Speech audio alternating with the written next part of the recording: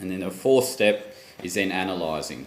Okay, analysing your training is important, and a step that some coaches perhaps overlook or maybe don't pay enough attention to.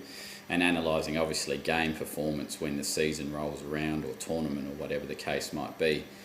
So some important points we make there are, don't try to measure everything. You can't measure everything, but really come up with the critical things you believe make your system work. Do as best you can to measure them, and then understand the measures you take is what are, and your indicators. What are indicators related to the process versus the product? So an offensive system, your end product might be how many times did we score per entry into our attacking zone. So we might have scored 5 times from 10 entries into our attacking zone. So our end product is we had a score efficiency of 50%.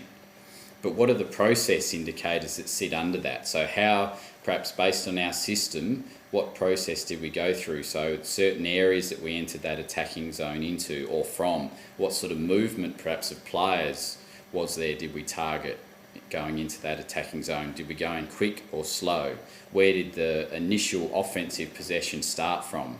You know, back in the back third, or was it a turnover in the midfield? I'm obviously talking sort of Australian football or soccer type examples here. Okay, all these sort of things are the process, giving you insight into how you executed your system to get that end product of a 50% scoring efficiency, which may or may not be at the level you're after.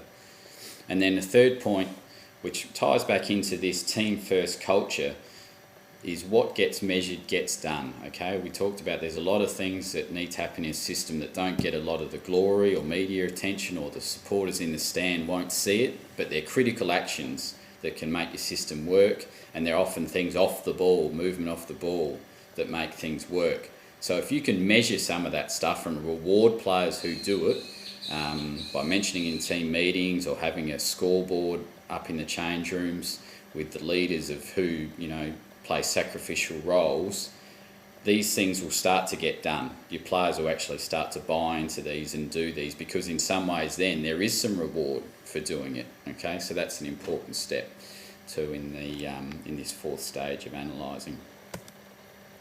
So that was the overview. Now, if you're interested in having a crack at this, now this is specific for Australian football, but we then did a workshop, so you might want to have a go at this yourself.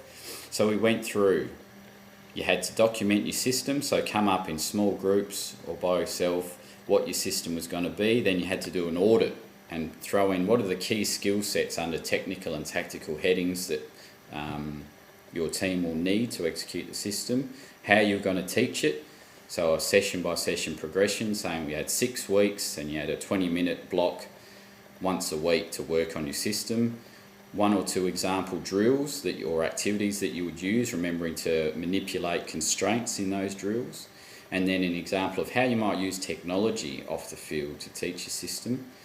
And then coming up with your important and critical measures and identifying the process indicators and the product indicators.